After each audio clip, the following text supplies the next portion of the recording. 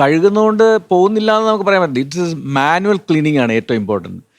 അതായത് ഒരു ഫ്രൂട്ട് കിട്ടി കഴിഞ്ഞാൽ അത് ബ്രഷ് വെച്ച് കഴുകണമെന്നാണ് പറയുന്നത്. വെറുതെ വെള്ളത്തിൽ കൊണ്ടിട്ടിട്ട് ഒരു പ്രയോജനവും ഇല്ല. അതിൻ്റെ കൂട്ടത്തിൽ കുറേ വിനാഗിരിയും കുറച്ച് ഇതും കൂടി ഇട്ടിട്ട് വെറുതെ വെച്ചിട്ട് കാര്യമില്ല. ആദ്യം നമ്മൾ മാനുവലായിട്ട് ക്ലീൻ ചെയ്യണം.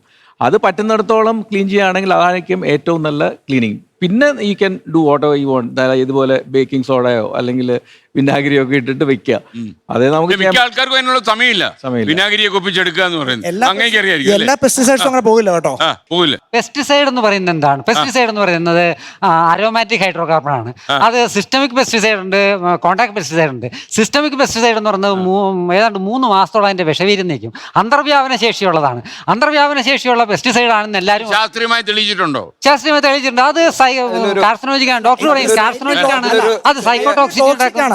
അത് ജീനോം ടോക്സിക്. താങ്കൾക്ക് ഒരു മറുപടി മണ്ണുത്തി സർവകലാശാലയിൽ ഒരു ചെറുത് കാർഷിക സർവകലാശാല 2013 തൊട്ട് ഇതുവരെ കേരളത്തിലെ പഴം പച്ചക്കറി സാമ്പിളുകൾ, മാർക്കറ്റിൽ നിന്ന് എടുക്കുന്ന പഴം പച്ചക്കറി സാമ്പിളുകൾ കീടനാശിനി അവശിഷ്ട പരിശോധന നടത്തി അതിന്റെ ഫലങ്ങൾ എല്ലാ മാസത്തെയും ഇപ്പൊ കഴിഞ്ഞ ഫെബ്രുവരി മാസത്തെ വരെ കാർഷിക സർവകലാശാലയുടെ വെബ്സൈറ്റിലുണ്ട്. സർക്കാരിന്റെ വെബ്സൈറ്റിലും അത് പബ്ലിഷ് ചെയ്തു വരുന്നത്. വെബ്സൈറ്റിൽ മാത്രം കൊടുത്തുകൊണ്ട് നമ്മുടെ സാധാരണ കർഷകർ കാണൂ? അല്ല, അത് പത്രങ്ങളിൽ ആ റിസൾട്ടാണ് പല സമയത്തും പത്രങ്ങളിൽ. സാധാരണക്കാരിലേക്ക് നിങ്ങൾ ഇറങ്ങണ്ടേ? അല്ല, അത് എല്ലാ സമയത്തും ഒരു കാലത്ത് ആ റിപ്പോർട്ടുകളായിരുന്നു പത്രമാധ്യമങ്ങളിലൂടെ മുഴുവൻ വന്നത്. ഇപ്പൊ കഴിഞ്ഞ 12 മാസത്തെ കണക്കെടുക്കുകയാണെങ്കിൽ നമുക്ക് 3 മാസം പരിശോധിച്ചാൽ ഒരൊറ്റ സാമ്പിളിൽ പോലും നമുക്ക് കീടനാശിനി നമ്മൾ കിട്ടിയിട്ടില്ല. താങ്കൾ എന്താ ഇതൊക്കെ വായിക്കാതെ?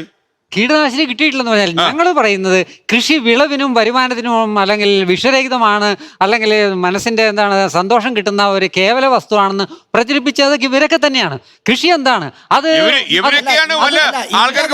അഗ്രികൾച്ചർ വായുവാണ്, വെള്ളമാണ്, വൃത്തിയാണ്, വിളവാണ്. അത് സാമൂഹികവും സാമ്പത്തികവും സാംസ്കാരികവും മാനുഷികവും മാനസികവും ഒക്കെ ആയിട്ടുള്ള ബഹുശാഖിയായ ബഹുതല സ്പർശിയായ ഞാൻ പ്രകൃതി സൗഹൃദക്കാർ. ഓർഗാനിക് കൃഷി എന്ന് പറയുന്നതിനേക്കാൾ നല്ല പ്രകൃതി സൗഹൃദ കൃഷി. കൃഷി എന്ന് പറയുന്നത് മനുഷ്യന്റെ നിലനിൽപ്പിന്റെ അടിത്തറയാണ്.